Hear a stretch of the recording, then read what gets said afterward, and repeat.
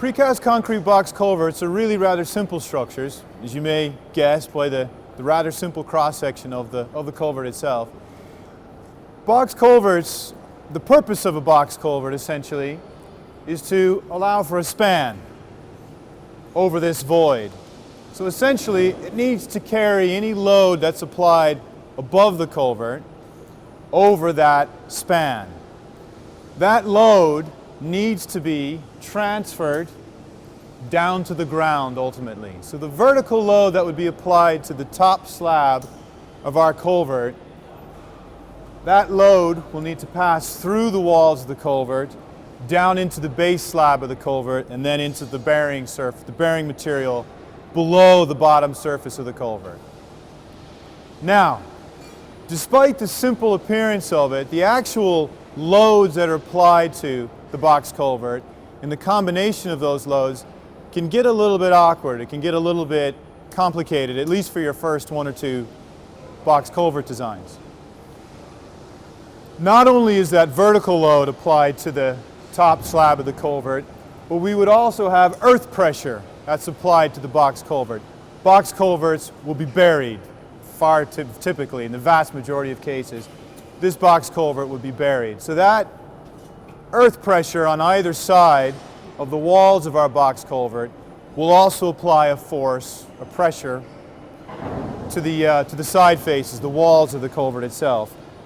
Also, because we do have the bottom slab of the culvert, we will get a bearing pressure applied by the bearing surface onto that bottom slab of the culvert as well too.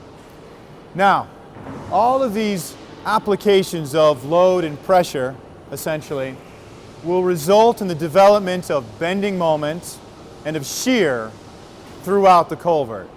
Now, this bending moment and shear profile can get a little bit more complicated than a simply supported single span beam or something, a structure of that nature. We would develop sagging moments at the midspan of the top slab of the culvert. So essentially this bottom face of that top slab of the culvert is going to go into tension, top face into compression as a result of that bending moment.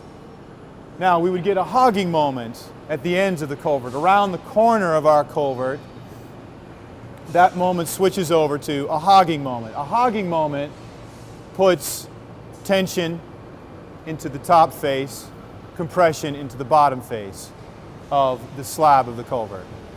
Similar situation will exist with the walls as well too. Typically, there will be certain loads and combination of loads that will result in the sagging moment, i.e. tension in the inside face of the walls, compression in the outside face. And similar with the bottom slab as well too.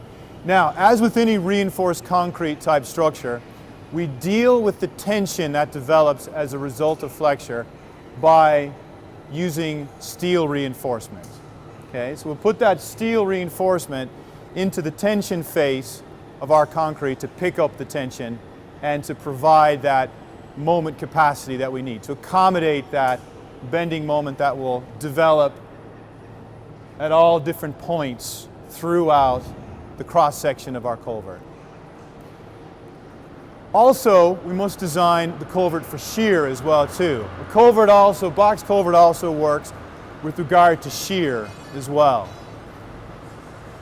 In many cases, we are able to accommodate the shear that develops in the slab and in the wall of a box culvert simply with the longitudinal reinforcement, the actual reinforcing bars that we are principally using to accommodate the bending moment. However, there are situations now when, particularly when we start to deal with large culverts, where the thickness of the slab will be increasing a bit, where we will actually use shear links within the slab or within the wall potentially as well too for the culvert.